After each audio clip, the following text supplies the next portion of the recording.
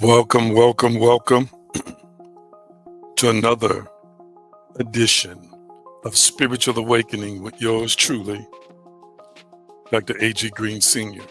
You know what to do. Tag and share and tag. Tag and share and tag.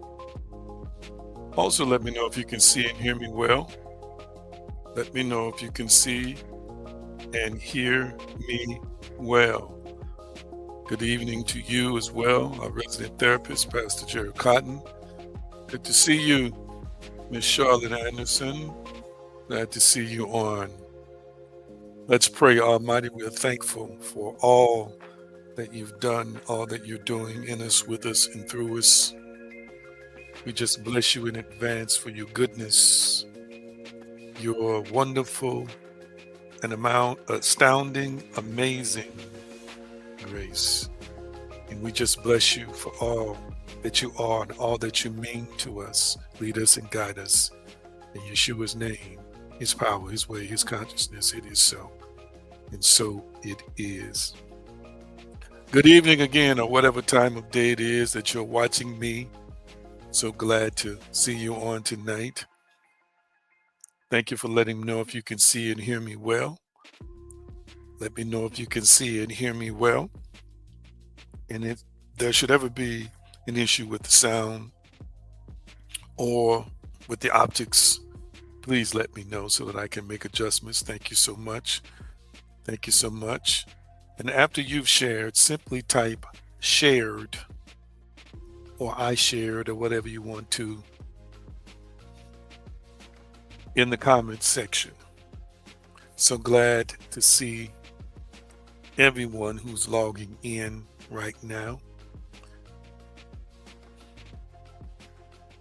What a wonderful opportunity and time it is.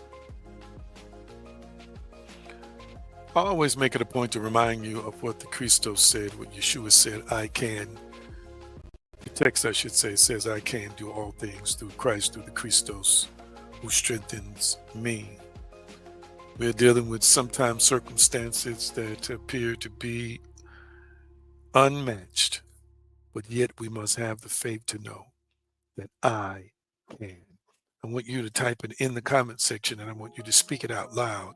I can. Come on, type it in the comment section and speak out loud. I can.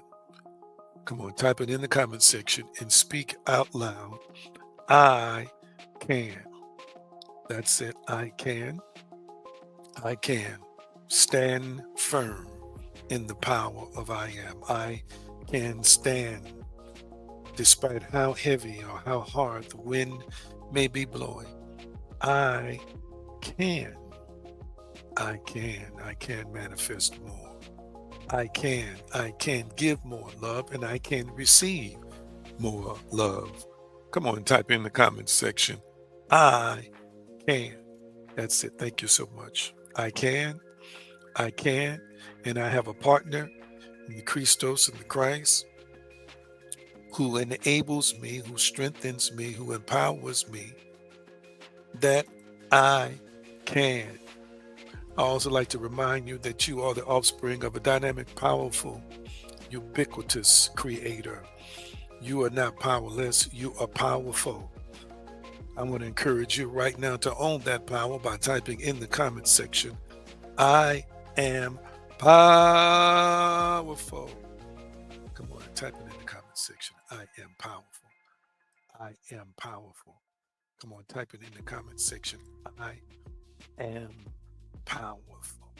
You're going to be able to feel something when you say it with conviction, essence, and presence, the divine energy, the spark of God, the anointing. I am powerful. And unto him that is able to do exceeding abundantly above all that we ask or think, it's according to the power that worketh in us. Come on, type it in the comment section. I am powerful. Oh, what a beautiful thing it is.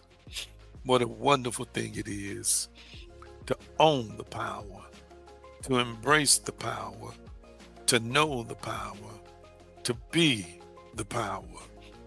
Oh, what a joyous moment it is in your life when you realize you're not the recipient of other people's activities, but you are the giver. You are the initiator. You are not living in something else's or someone else's creation. You're living in your own creation. And it is a liberating thing, a liberating experience to know that you have been divinely given, divinely issued power, as some folk would say, from on high. So glad to see you and you on tonight. I want to check in with you. I want to remind you, of course, to follow me on the various social media handles, social media websites you see listed at the bottom of the screen. And if you're just coming in, make sure that you tag, share, and even text. Tag, share, and even text. Let people know that we are on the air. And again, it's an honor and a privilege to be with you wherever you are watching in the world on today. Now let me check on you. Let me check on you. What's good? What's good? What's good? Tell me about your week. What's good? What's good? What's good? Tell me about your week. How's your week going thus far? Let me know how your week is going thus far.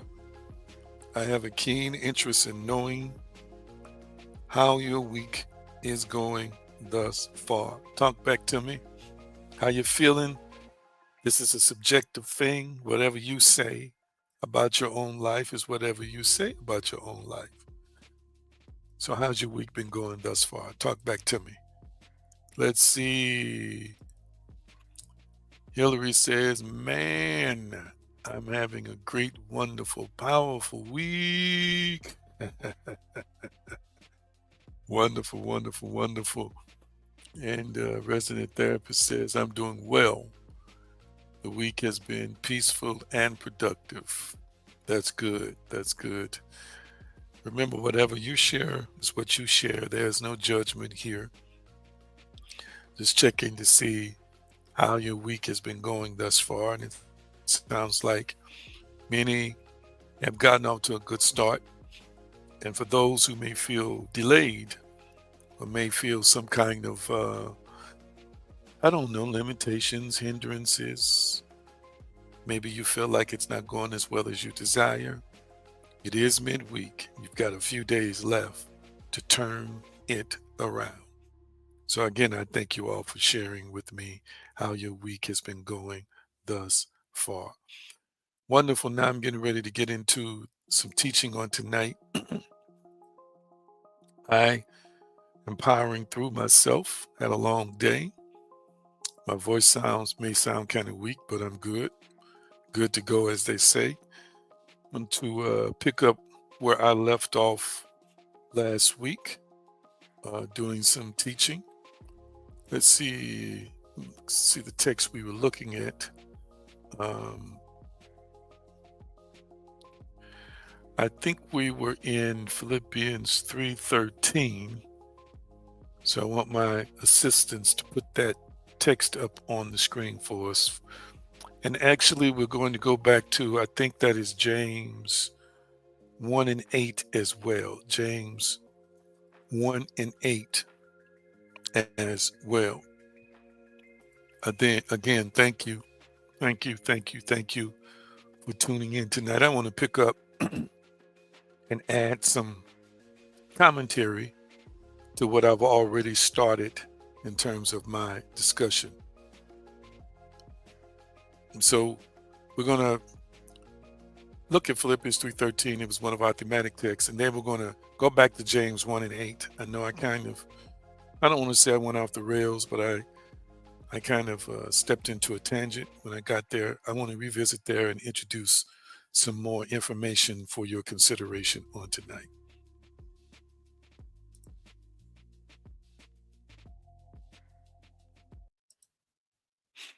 Thank y'all. Thank y'all so much. Waiting on the scriptures to come up. Thank you so much. Thank you so much. King James Version. Brethren, I count not myself to have apprehended, but this one thing I do, forgetting. The word forgetting means to lose out of mind those things which are behind, and reaching forth unto those things which are before. We should consider behind to uh, be referring to something in the past tense. The NIV version, brothers and sisters, I do not consider myself yet to have taken hold of it, but one thing I do, forgetting what is behind and streaming forward toward what is ahead, and straining toward what is ahead. Uh, let's consider, even from this text, Paul's perspective, that he's dealing with time as a linear concept, which means that he is seeing time as progressive moments, I guess you could say sequential moments, progressive, successive moments from a linear perspective. So we're going to take a few minutes to talk about time and kind of what it means in just a few minutes. Let's look at the next text, NIV. Such a person is double-minded and unstable in all they do. And last but not least, a double-minded man, this is King James, is unstable in all his ways. We've been discussing from the subject of living now. That's what we've been discussing. Now living, I should say. Type it in the comment section, now living. Type it in the comment section, now living. Type that in the comment section, now living. When we got to 1 and 8, about this double-minded man, we discovered that it also means two-spirited. two-spirited, um, two souls, and I presented it also as two minds or two mindsets. We talked about cognitive dissonance, and I want a resident therapist to put that definition up on the screen for us, cognitive dissonance, because that is quite replete in religious circles and, of course, uh, exists in plethora as it relates to the species. There's a lot of cognitive dissonance that exists in the world.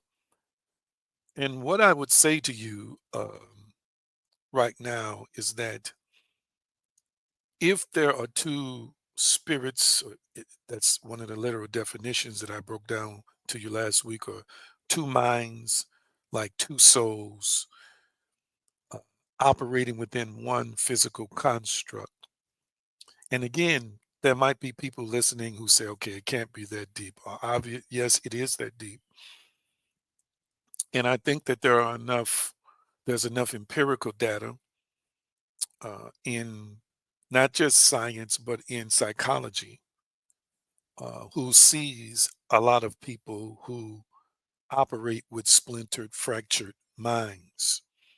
So a lot of times, and I'm just going to say this because of the shallowness of the thinking of the species overall, we literally think we're limited to this one form, and we literally think that there's just only one mind or one mindset or one spirit operating in one solid form.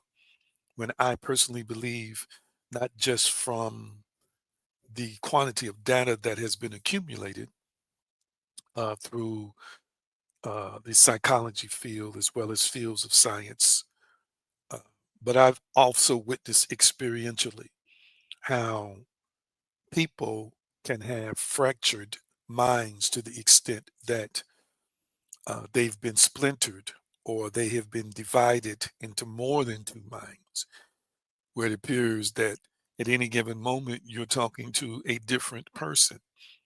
And we're not so much talking about people who've been diagnosed with multiple personality disorders and other names that's given to that uh, diagnosis, but we're talking about people who literally don't understand that stress and trauma, the weights of life, can cause people to have psychological and psychotic breaks to the extent that they create within themselves different persons, different personalities, different psychological constructs, one physical body, but many minds. And a double minded person, in my opinion, is not merely a person that goes back and forth between opinion, but to me, it is a person who can also form personas, multiple personas from within that dictates the course or drives the course of a person's life. You see, cognitive dissonance is a feeling of discomfort that occurs when a person's beliefs, values, or actions are inconsistent. It can also happen when someone holds two contradictory beliefs. Yes, one mind can hold two contradictory beliefs. I'm talking about, from our perspective tonight, in a more complicated manner. I'm considering how there is an inconsistency in our presence, an inconsistency in our decision making, an inconsistency in the way we live our lives based on the multiple minds or the multiple mindsets that exist in one body. This is what I want people to understand, and this is what I want people to realize. So, I kind of broke it down in multifarious ways on last week as to, even from a time perspective, what we call time or tense perspective, how one mind can be living in the past, another mind can be living in the present. I even shared the scenario of how a mind can be living in the present and a mind can be living in the future. There's a tension that's created. There's a tension that's created when you have one mind that's trying to, from a physical standpoint, hold all of the tenses of what we call time, which we're going to discuss briefly today, or portions of ourselves trying to hold space in multiple dimensions. So the instability that comes from having a double mind or a trifold mind or four minds or multiple minds, it is difficult for you to have a firm footing on the ground now, a firm footing in the in now, in what we call the moment of now, which is all that we really have, and make good decisions, wonderful decisions that's going to impact in this now moment what we will consider to be the next moments of what we call the future. Am I getting any likes and hearts? I'm gonna go with Facebook and see uh, if there's anybody who's understanding what I'm saying thus far. Am I making sense thus far, family? Talk back to me. Am I making any sense thus far? So I want to kind of share a few points with you, if you don't mind. Uh, if you don't mind about time, I don't have time doing the exhaustive teaching on it. But for many, many years, people considered, including scientists, including, well, philosophers have struggled with it, but for the most part, the world has accepted the concept of time. I want to, for your consideration, give you some things to provoke your thinking as it relates to time. Because if you have divided yourself up into multiple dimensions mentally, in terms of your mental state, and you are trapped with one mind or trapped in one mind or two minds, one is in the past, reliving past events, stuck in what you believe to be past events, it is directly impacting the quality of your life right now. Do you hear what I said? So let's type this in the comment section. Let's type this in the comment section. The quality of my life is directly connected to my mind in the present. The quality of my life is directly connected to my mind in the present. Type that in the comment section. The quality of my life is directly connected to my mind or mindset in the present. All right. I want you to hear what I'm saying today, and I hope that you have an understanding. So I, I could basically say this. Of course, it is accurate to say that what you think right now is based on what we call past and stored in our brains chemically, and of course, held in the immaterial part of our minds perpetually. So, what you're thinking now, of course, is based on accrued, accumulated thoughts that come from experiences, learning experiences, whether it's educational in the classroom or learning experiences, whether it's life, experiencing through a trial and error life, your failures, your successes, all these things are contained in your mind. They are part of your belief system, a part of your core belief system, and it's going to determine how you think right now. All of that is abundantly clear and abundantly true.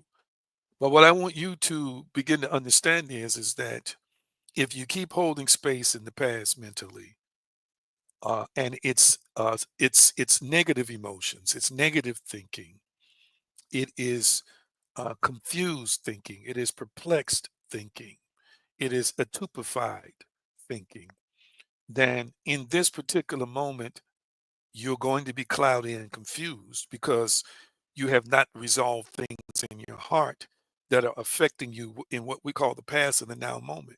I just want to submit to you that over the centuries, across several fields of study, many experts are stepping forward to say they have a different perspective on time, and I just think we ought to consider it. For example, some philosophers argue that time is a mental construct, a way our brains organize experiences and events rather than external reality. Philosophers have been saying that now for a few thousand years. So, is it possible that time is a mental construct, a mere way that our brains are organizing experiences and events that happen to us? Now, again, our time system is supposedly based on the sun and the moon. And of course, the earth revolves around the sun. These rotations or revolutions have been given values, values of quantity, and from seconds all the way up to hours, all the way up to days, all the way up to years. All right.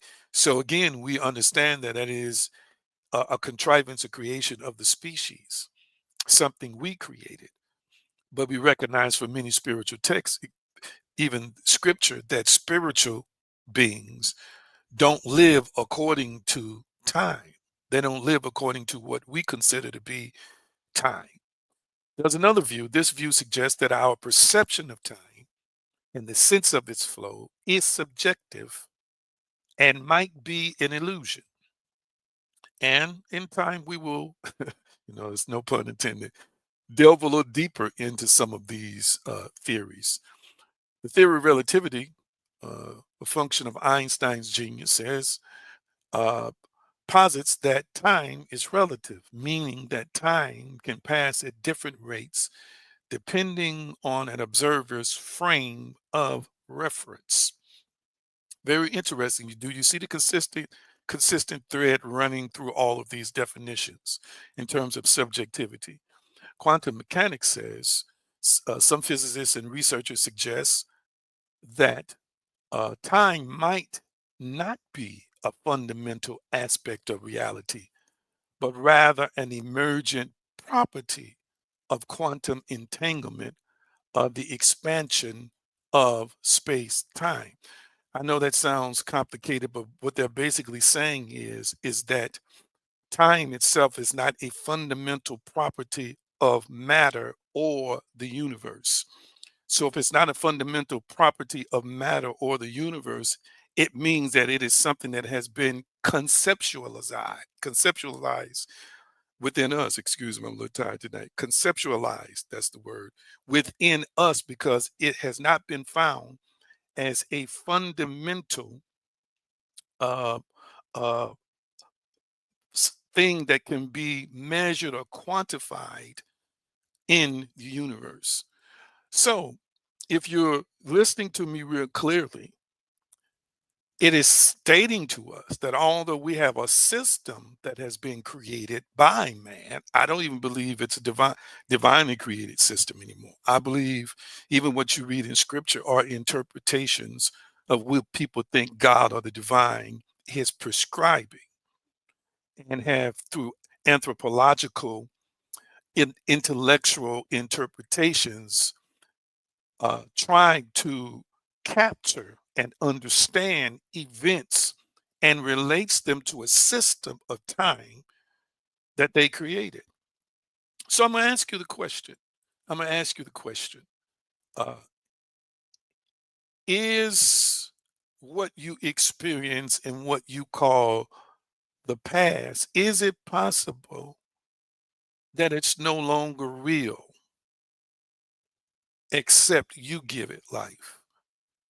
From the philosophical to quantum mechanics, to other fields of study, it is not a fundamental, measurable, quantifiable um, piece of the universe. Apparently, it's been conceptualized. And I'm asking you now, if you are living with multiple mindsets, and one of those mindsets is constantly living in the past. Is it possible that you are the only one creating that past existence? Because number one, when it occurred in your experience, it didn't occur according to time, it's just occurred as an experience. Did you catch that? We have used time to mark experiences. We have used time to define experiences as spiritual beings having a natural experience, spiritual beings having a human experience.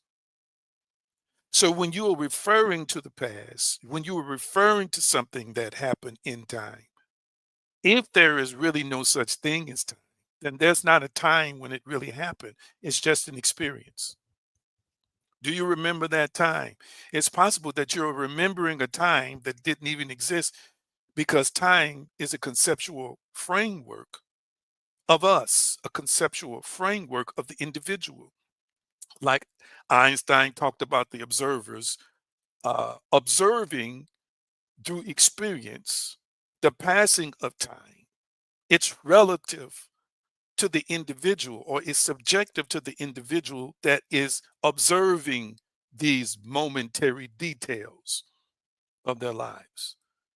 Again, you and I talking, you experienced the day the way you did, and to some people, an hour is a long time. To other people, an hour is a blink of time. I love the text. A day is as 1,000 years with God, and 1,000 years is as one day. It kind of gives us a perspective of a metaphysical, spiritual perspective of time, in that spiritual beings don't mark time. Spiritual beings don't keep up with time. Spiritual beings don't live in attunement with time. Spiritual beings don't really acknowledge the existence of time. It has nothing to do with them as eternal, perpetual spirits, which you and I are eternal, perpetual spirits. You're just not taught that as often as you should. So I'm challenging you tonight, as you are dealing with more than one mindset about situations and circumstances and attaching it to time, that maybe it is prudent for you and I to start reevaluating how we're living our lives based on a time-based system. For example, I'm trying to understand how, if I am a spirit being elevated above the physical and elevated above physical, natural, carnal constructs and frameworks, then why do I think time has the ability to pressure me? And why do I think time has the ability to impose itself on me? And why do I think time has power? The only power this concept has is the power you and I give it. We've been saying for years, I feel like I'm running out of time. Folks will say my biological clock is ticking. This is you basically saying I'm enslaved, or I'm inferior, or I am subservient to the concept that we created that's called time. To live in the now is a revelation to understand that the only moments you really have, even those that are recorded, are now moments. And all these recorded moments eventually are called history. The history that you see that is recorded now, not just in books, but electronically, again, it is static. It is not moving. It is not present. It is not even alive anymore. The life that it has is the residue of the effects that it had when it was created. For example, if a building was created and recorded to have been created 50 years ago, the moment the building was created no longer exists. The residuals of the building continuing to exist today is merely proof that it was created. That's all it is. So I want you to begin to understand the road that I'm trying to take you down. the road that I'm trying to take you down. I want you to understand that your processing of time and your processing of trauma is not from the spiritual you, it is from the physical you. I'm going to say it again. Your concept of time and your concept of how you interpret life, period, has been turned more over to the persona that has been created in this physical construct, the personality, the being that you believe you are. The spiritual you is above all these things, but yet the spiritual you will allow itself to be subject to the natural you. Am I making any sense to anybody thus far? I don't see no likes and hearts, so y'all must be really listening on Facebook. I don't want to confuse you. So let me bring it on home to you. Let me bring it on home to you. The impact that living in the past, the impact of being trapped in a dimension that no longer exists, the kind of impact that it can have on us. So here's some warning signs. Can y'all see those warning signs well on your screen? Let me know if you can see those warning signs well. So, in this multiple mindedness that I'm talking about tonight, which creates number one, in one mind that's not necessarily fragmented, but yet a multiplicity of opinions, a multiplicity of thoughts. Number one, that's the first example. Secondly, maybe a mind that has created another mind within itself, created another intellect, created another philosophical approach, as I discussed with you last week, another perspective on life. Right? Whatever the case may be, a mind that continues to live in the past is trapped in the past. And watch this. What I'm sharing with you today, it is a past that is literally non existent. It is non existent from an existential perspective because you can only find evidence of that past inside of you unless it's been recorded in the book or it exists in some kind of structure or physical thing that has been created. I hope somebody's hearing what I'm saying today. So let's look at this. I went to Psych Central, read an article, Healing from the Past and Living in Your Present. And this expert gives some signs that you're living in the past. And remember, I consider the past, again, to be a mindset that drives the now. What you consider to be the past, if you're dwelling in it, is controlling you right now. I don't care how many tongues you talk in, I don't care how much you fast and pray. If you have not confronted what you believe to be the past and you have not made peace with it, reconciled it, or mastered it, then you're still living there and it's still controlling your present now moments, which means it is also going to control what we call the future or what happens in the next minute, the next moments, the next days, weeks, months, and years. Here are warning signs of living in the past.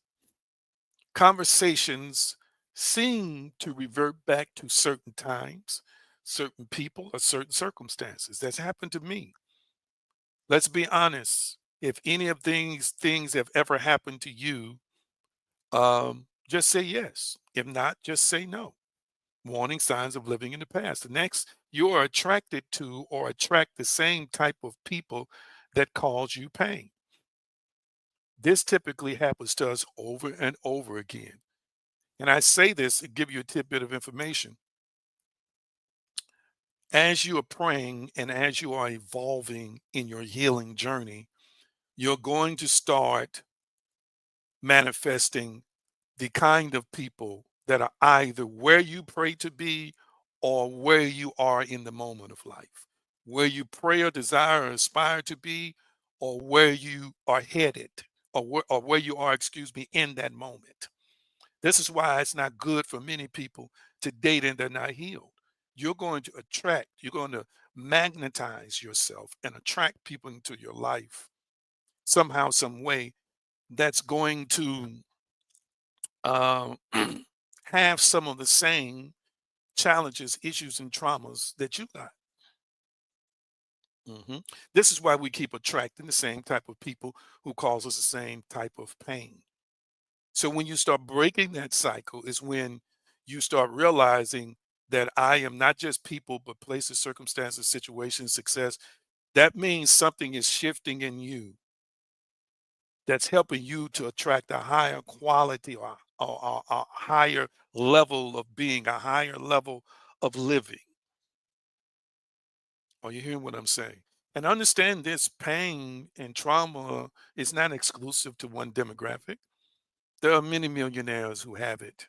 There are many sophisticated people who have it. Then there are many undisciplined, unsophisticated people who have it. And you can still be attracted to each other. And sometimes what ends up happening is you don't know it. You end up triggering. You end up triggering them, and they end up triggering you. It's two people who come together triggering each other, many times with similar traumas. Wow. And again, there can be a divine interrupt in that you can manifest a person in your life that is where you want to be. Now, what you're going to have to do is, or a job that is where you want to be, or a career opportunity that's where you want to be, or an educational opportunity that's where you want to be, or a business you may want to own. But you're going to have to evolve, transform, and ascend to align with what's in front of you to be able to keep it, to be able to embody it, to be able to be it, and to be able to expand it. I didn't mean to say all that. Disagreements often surround past arguments. If you got folk in your family, and it may be 6 months, it may be 12 months, but eventually you're going to come back to that same argument. It is a sign, family, that a person is still living in the past. Easily bored or frustrated may be a sign you're living in the past. Comparing your current situation to previous ones may be a sign that you're living in the past. Prior trauma or painful events replay in your mind is a sign that you're living in the past. You're sitting up, watching TV, you're cooking, and wham, just like that, something from your past pops up in your mind, a pain, a memory, a physical assault, or when you lost your job, or a low point in your moment, or when you uh, criticized or attacked or assaulted your own self because of what you perceive to be failure in the moment. That means that you're still holding space.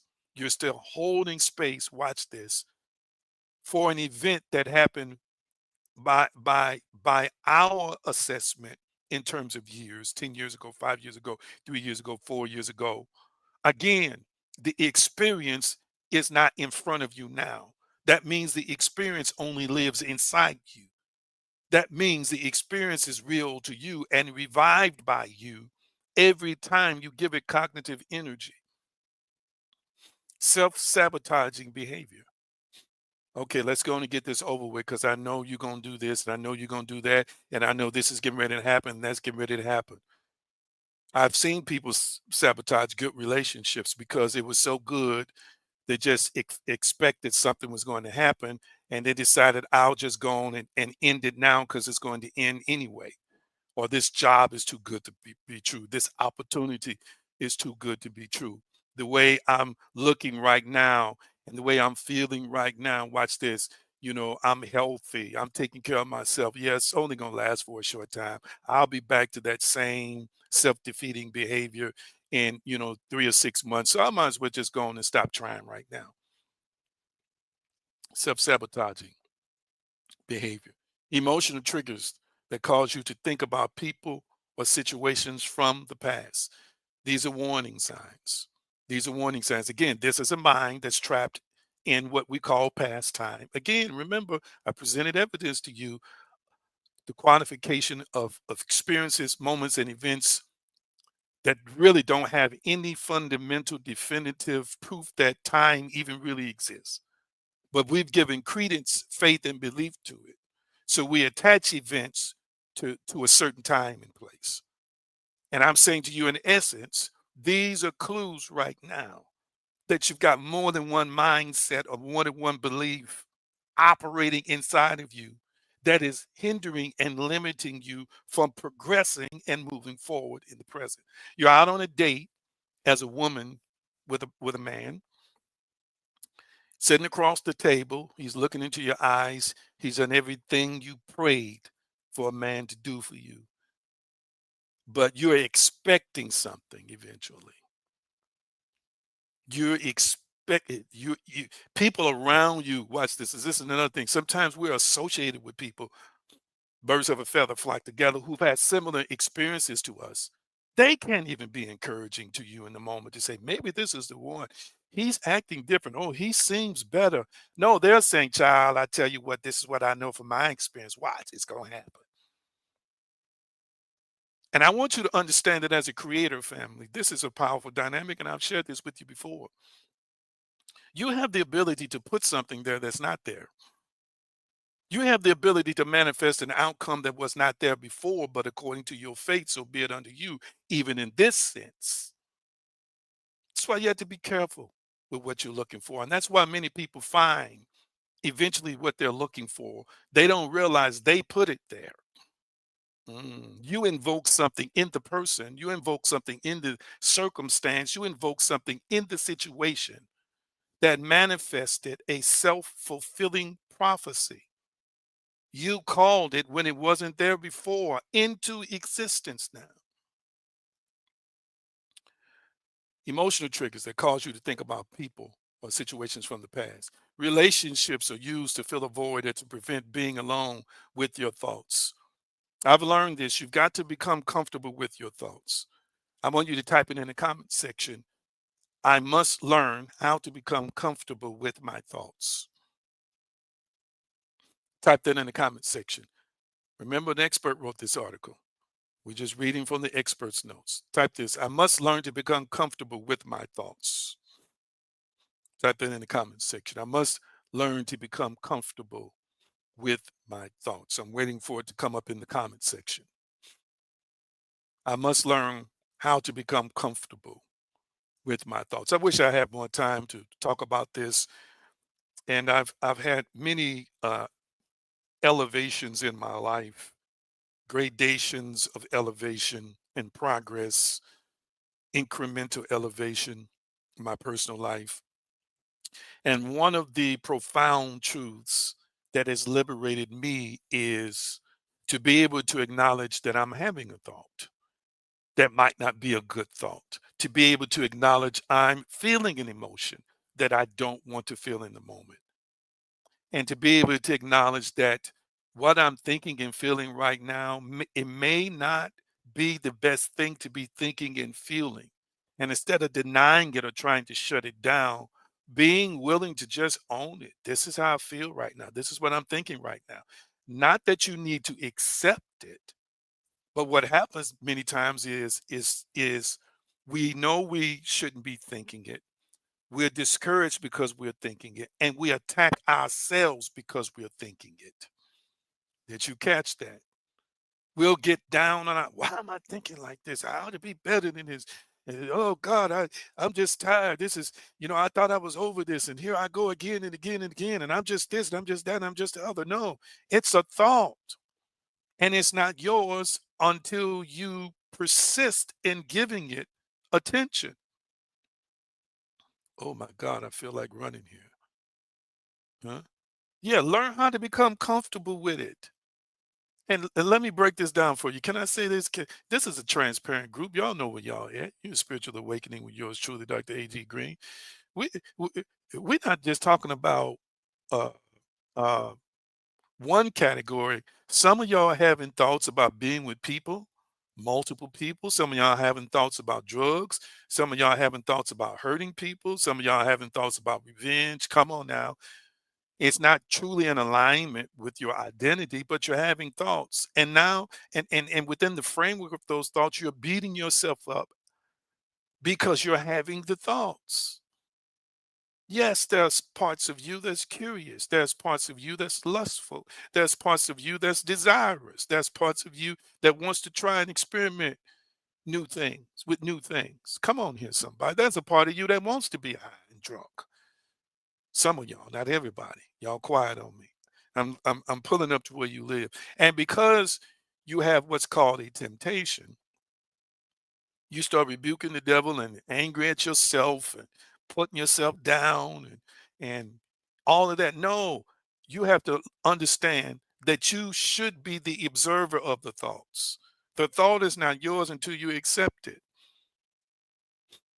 If you sit out in front of, let me ask you a question. If I'm sitting out in front of my house, family, and cars come rolling back by, am I the car that rolled by my house? No. If the truck comes by, am I the truck that rolled by my house? No. I want you to understand that just because thoughts form within you don't mean you have to accept the thoughts. And I do believe that thoughts sometimes are suggested maybe by other species, or sometimes they're suggested by people in your presence or people connected to you because you can pick up on other people's thoughts. Some of these desires are not your desires, they're somebody else's desires for you that you just detected. I just said a word right there. I just said a word right there. You're working on a job with a person and you start sensing that there's some feelings developing. It don't have to be your feelings. It could be the feelings of the person who has feelings for you, and you're just detecting those feelings. It could be desires of the person who has desires for you, and you're just detecting those. Am I making any sense to anybody? Let me move on. So we don't use relationships to fill a void or prevent being alone with your thoughts. There's nothing wrong with being alone with your thoughts. Learn how to be alone with your thoughts, even the worst thoughts, and just say, yes, I see that. Yes, I feel that. Yes, in this moment right now, I might want to do that, but I don't choose that. Let me tell you, I got to move on to the next one. One of the most powerful things I've learned, family, just in the last couple of years, really in the last, I'm going to say I learned this solidly in the last 1 to 2 years. I feel this is that, again, all thoughts produce energy. All emotions produce energy. So if I'm selecting a thought or selecting a feeling, I'm selecting the energy that I extract or interpret from my own thoughts, the energy of my own thoughts and the energy of my own feelings. Catch that. So if I decide, watch this, if I decide that I'm going to be angry with myself because I pulled up in front of the house and cut the car off and left it in park, and I decided from my thoughts that I keep making these stupid mistakes or mistakes I should not be making, I am selecting the negative energy with those thoughts and with that feeling. Did you catch that? But I have a choice to refuse that, which means I have a choice to say, ooh, I feel that right now in the moment. I feel this thought concerning myself and this energy in that thought and emotion concerning myself that's negative, that's dreary, that's pessimistic. Watch this. But I say to myself every day when I have certain thoughts, but I don't choose you. I usually say it in my mind, but I'm not choosing that. I have learned in the last year or two, mainly in the last year, this is so powerful. I have disciplined myself enough that now my mind knows how to immediately let it go. That kind of stuff might will haunt me for days and weeks. What people said, what people did, what I did to myself, what I felt like I did or didn't do right. Now I just said, nope, I don't own that. I'm not accepting that. I'm not choosing that. My normal words, no, I'm not going to choose that. And now, literally within seconds, sometimes minutes, the focus is off of it. I didn't accept the energy, whatever that energy was, and I'll move on to the next thing, burden free. Did you catch what I said? Burden free. And when I say burden free, because family, it is a burden to carry accumulation of all these confused and these disdainful and these self-defeating and these self-effacing thoughts, feelings, and emotions we have about ourselves. It's burdensome. It stacks up inside of us. And many times when people don't adequately resolve them, confront them, do some kind of therapeutic work, they would eventually start sensing a meltdown within themselves because the weight is too much for them to carry. And again, it's not so much the weight of other people's problems, it's the weight of their self perception. It's the weight of how they see themselves. It's the weight of how they're interpreting their own lives and their own reality. That's really the thing that's wounding them, that's destroying them, that's eating them up on the inside. And again, many times it is related to what we call the past. And that past has found its way into the inner core of our core beliefs and defined us. So we are interpreted all these misgivings and things like that about ourselves and about other people through this powerful, debilitating paradigm. It's what we're doing. So I'm telling you that I don't have to promise you, but I'm just saying, trust me, that has liberated me. It literally has liberated me. And yes, I'm still a work, as they say, in progress, but I've gotten much better with saying, I don't choose that. Because think about this, and I got to move on. I'm belaboring this point for a reason, I guess. I got to move on, but think about that. How many times have you been sitting, riding in a car, riding down the street, or sitting in your house watching TV, or having a conversation with somebody else, and a bad thought or a feeling comes up about somebody, and you held on to that bad thought or feeling, sometimes for days, weeks, and months? You eventually ran into the person and had a conversation with the person and found out that the bad thought or feeling you had wasn't even legitimate. What did you end up doing? For 3 months, you end up looking at that person sideways. For 3 months, you have negative, demeaning, erroneous opinions about that man or that woman or that circumstance or that situation. Watch this. But what happened is you embraced it and accepted the energy that went along with that negative energy, that combative energy, that energy that causes us to see people through the wrong lens and misinterpret them, period, based on a thought or a feeling that you eventually found out was flawed. Did you catch what I said? So at any moment, this could happen to anybody. And where our fault people is they accept it in the moment. When we accept it in the moment, we are saddled with the burden of carrying it until we relieve ourselves of it. Wow, I just said a word. I got to move forward. Waiting for the other shoe to drop, expecting something bad to happen, is a sign that you're living in the past. If you right now, whether it's you got a car, whether you got a job, whether it's a relationship, whether it's an education, whether it's you standing in the line at the DMV, whether it's a new opportunity presenting itself, whether it's you know you just been promised you're going to receive a certain amount of money. If you are of the mindset that the shoe always drops for you, bad always happens to you, then you are in, watch this, earnest expectation of failure. And this is why you are continuing to recycle failure in your life, because you are a, watch this, you are a walking faith instrument. I said faith instrument of a bad self fulfilling prophecy, of bad events happening in your life. Ooh, wow. Probably about 20 years ago, I used to have challenges with that. I might say about 20 years ago. Where am I now? Yep, probably. Well, no, probably more like 15 years ago, 10 to 15 years ago. I would probably say I've had it as recent as that, 10 years ago. And over the last 10 years, I've just combated it. And over the last 1 to 2 years, I've overcome it. I've mastered it now. When I say I've mastered it, I mean I have decided that the shoe don't get to drop unless I tell it to drop.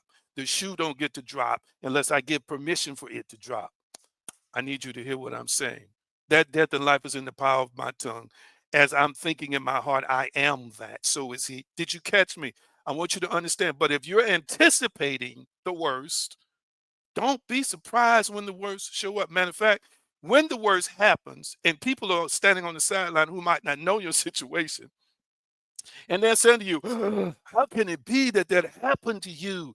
Oh, this is so terrible. There's one person in that crowd of people who are not shocked, and it's you.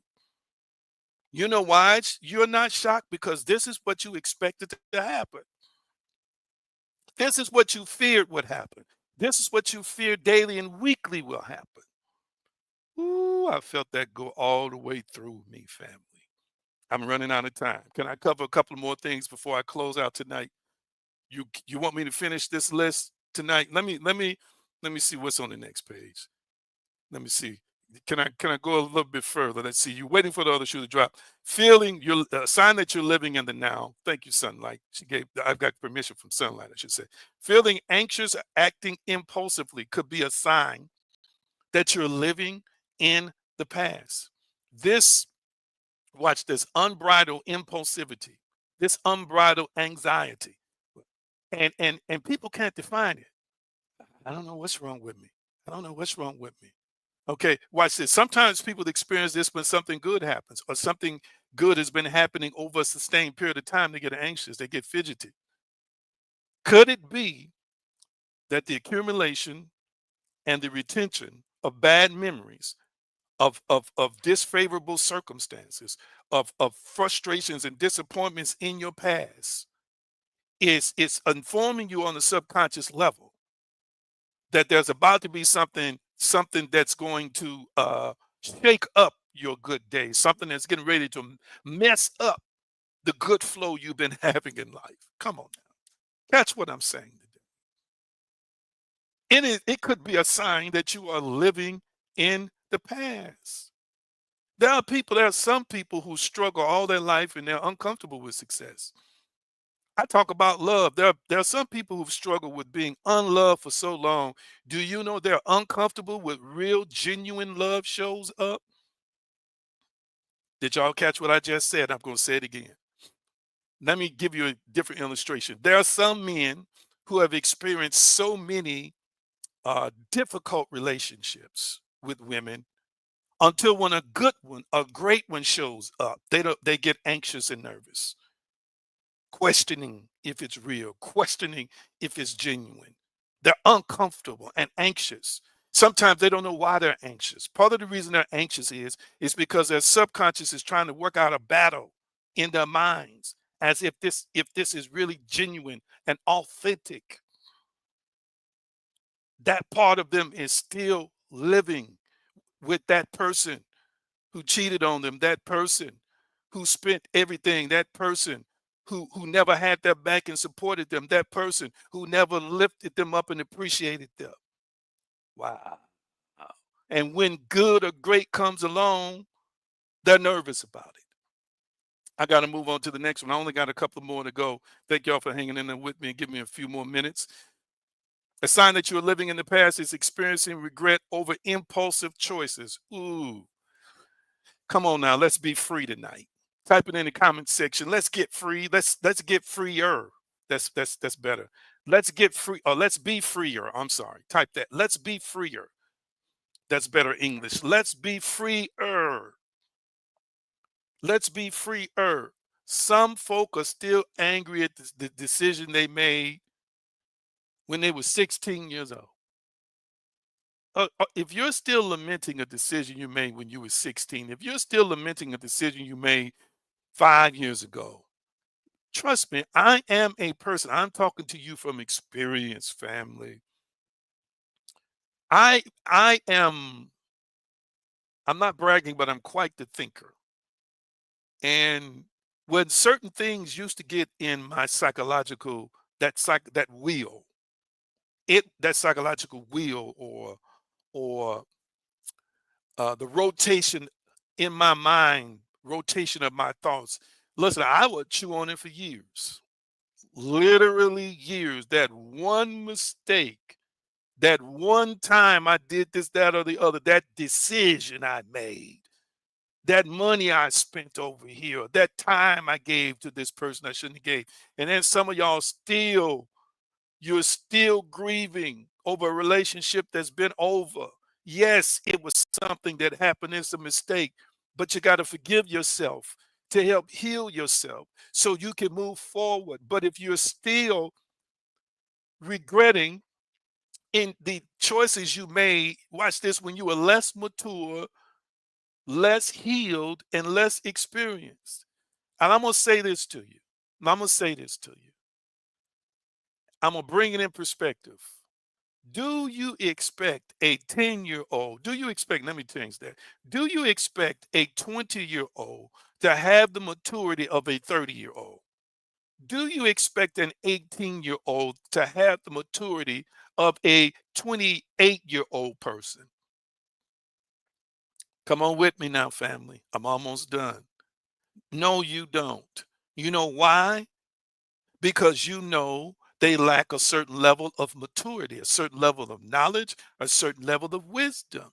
So I'm going to ask you, why is the 25-year-old you, or the 30-year-old you, or the 40-year-old you, why is the 40-year-old you still judging the 30-year-old you harshly?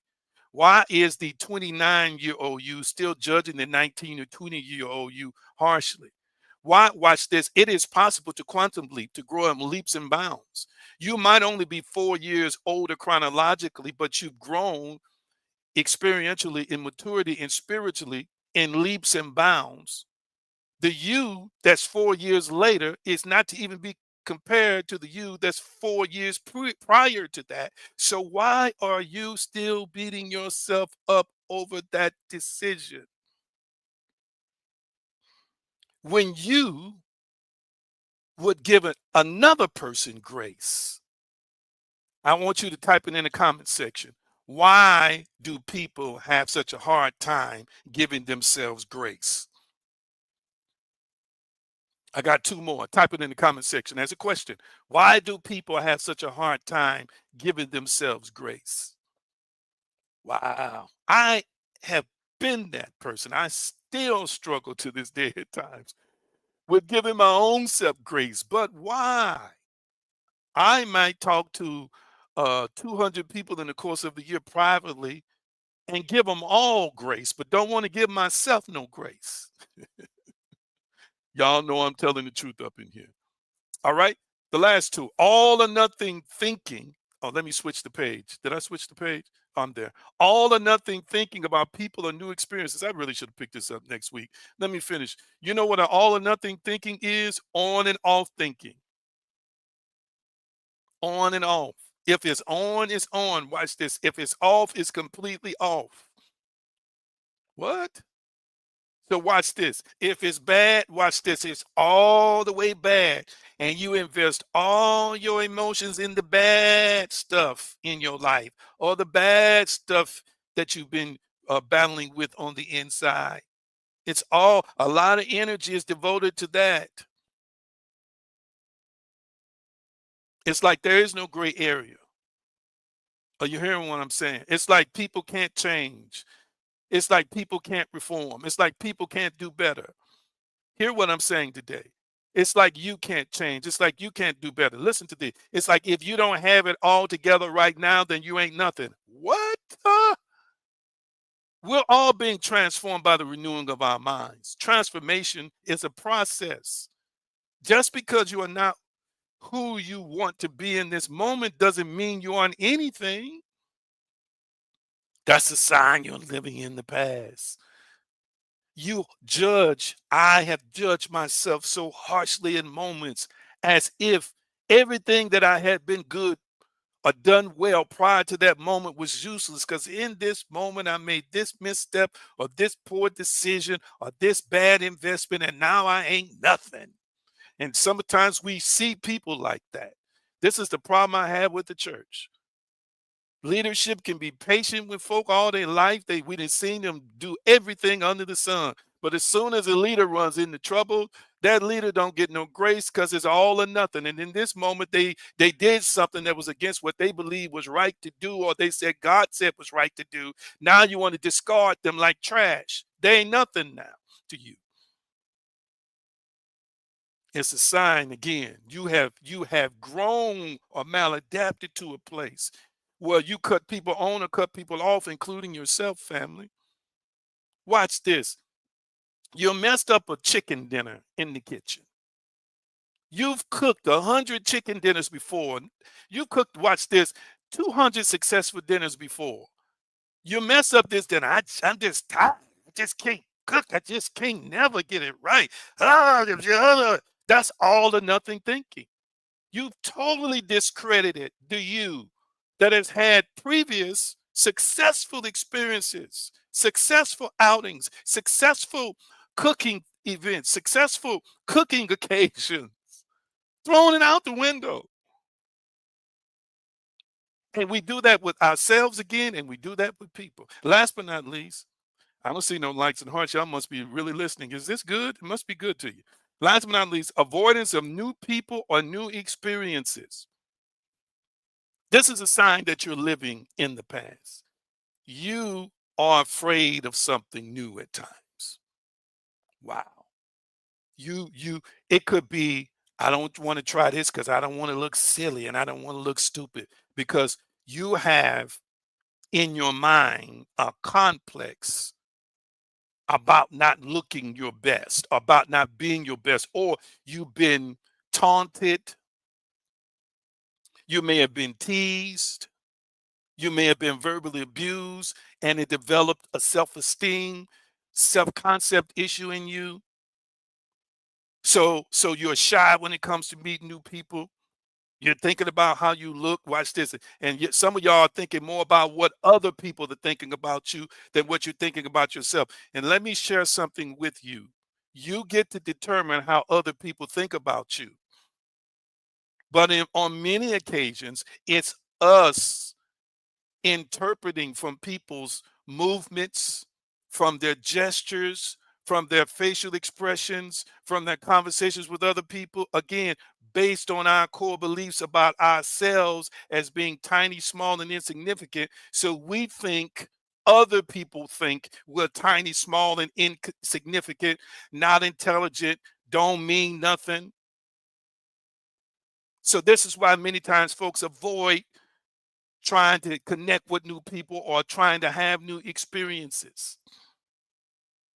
That's that part of your mind or another mind that's in operation in you that is critical of other situations, circumstances. So the way you protect yourself is to insulate yourself, because at least you're comfortable enough with yourself or the few people you know to be able to handle how you might think they think of you.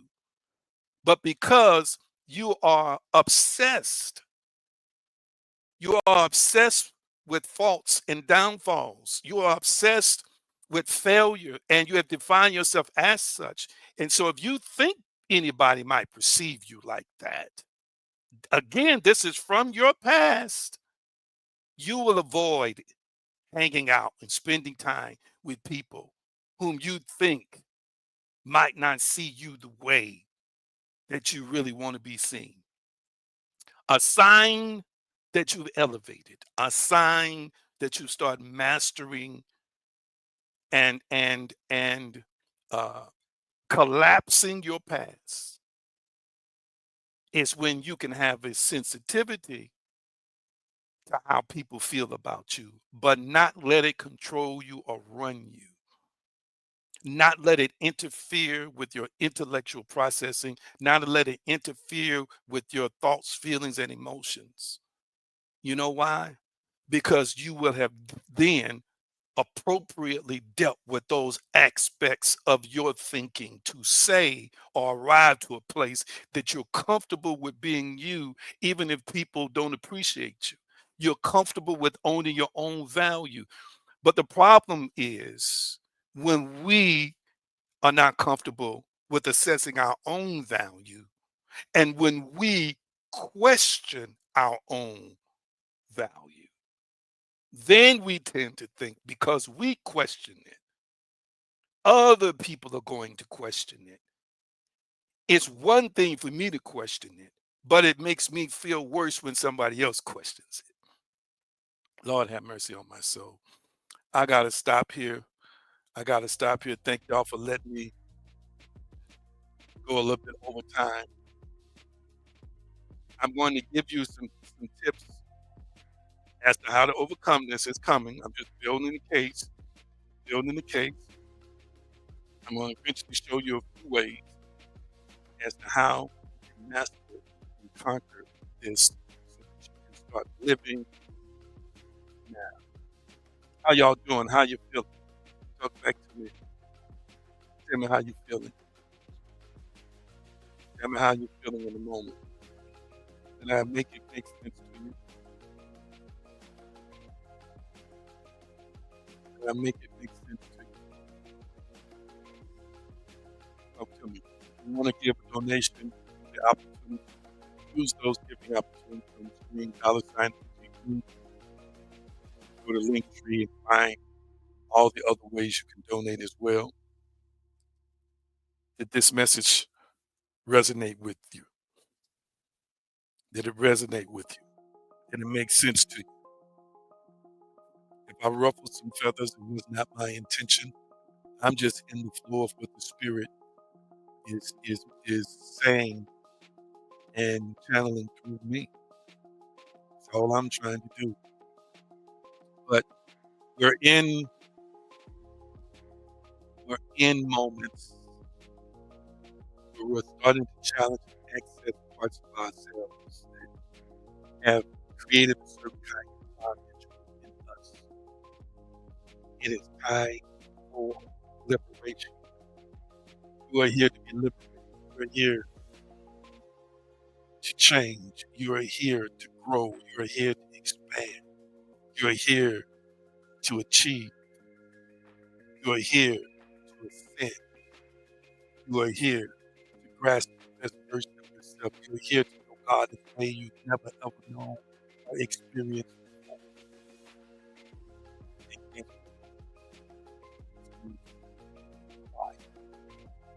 Inner challenging all these things that are found in you. Welcome, as we say, to the club. But also, that means you're in great company with all these other people who are watching and other people in the world. It means you're in the process of becoming. Wow. I want you to type it in the comments section right now. I am in the process of becoming. I'm in the process of becoming. Okay. He said, when I put the donate page up, the volume goes in. Now, fascinating. I have to notify them of that. I'm in the process of becoming. Come on, type that in the comment section. I am in the process of becoming. Type that in the comment section. I'm in the process of becoming. The giving opportunities are scrolling at the bottom of the screen. Let me see. Let me see who's typing it. I'm in the process of becoming. Thank you so much. Does it sound better now, Pastor Cotton? I am in the process of becoming. Be patient with yourself. Let me pray over you. Almighty, thank you for much grace. Much grace for Katrina. Katrina requires much grace. Let me talk to you, Katrina. Something's coming to me for you. And all who are watching me today, I give you praise and glory now for liberation, wholeness, and completeness. Yeshua's name, power, consciousness, and way it is, so and so it is. Katrina, can I talk to you? I'm not sure who Katrina is. You've been on before, though. There's a disconnect that's getting ready to take place in your life. A disconnect from people, places, and circumstances. You've been holding on to something you need to let go of. And matter of fact, the thing you've been holding on to is starting to let go of you. Don't fight it, Katrina. Allow it to happen. Hear me. For this disconnect, number one, is an answer to the inner desire of your heart to experience love, prosperity, freedom, watch this, and more of a love and appreciation of self. I'm sensing right now that the moment has come upon you to take a leap of faith and move forward. Katrina, am I making any sense to you right now while I'm talking? Talk back to me. Is this making any sense to you? Mm, mm, mm. Yes, I believe we can manifest any situation or circumstance, but sometimes people are just not in alignment with us. And sometimes there are other things in our lives that the Spirit is saying, you can make this happen, but there's something better for you also. And this is what I'm sensing right now. You have a wonderful heart, a loving heart, a sharing heart, a giving heart. Sometimes that's taking advantage of, sometimes that is just not appreciated at all. But you've been asking for answers. This is an answer. And last but not least, don't be surprised about relocating someplace else. I don't know where you live in the world now, but don't be surprised if there's a strong leading or urge to even relocate. Last but not least, something is about to break loose in your career on your behalf. And I sense to tell you this, um, what was meant for bad is going to work or turn in your favor and work for your good. What was meant for bad, God is going to cause it to work for your good. My God. Even right now, while I'm talking to you, I sense emotion in your eyes, in your head. Now there's a presence moving from your head down to your neck, to your shoulders, throughout your body. It is the presence of God in you, the God in you confirming that this word is for you and God is for you. And therefore, the question is, who can be against you? You are loved. Embrace this love and walk forward by faith, not by sight. How you doing, Katrina? Did that make sense to you? Talk back to me and I'm going to release you. Did that make sense to you, Katrina? Did that make sense to you? Mm, mm, mm.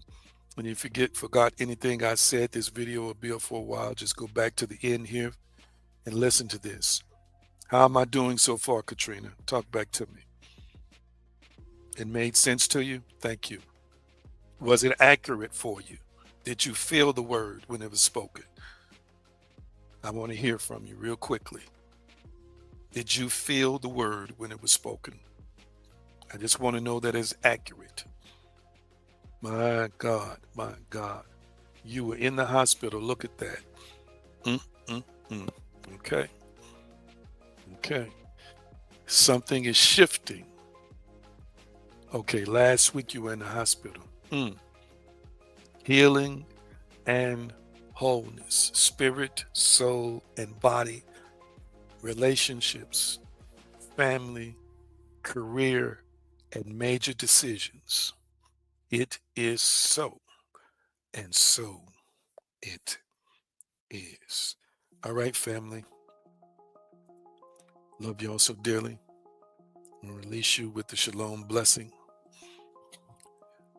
Shalom, shalom, peace, wholeness, and prosperity. Nothing missing, nothing broken. Love y'all. See you all in a couple of days. Have a great week.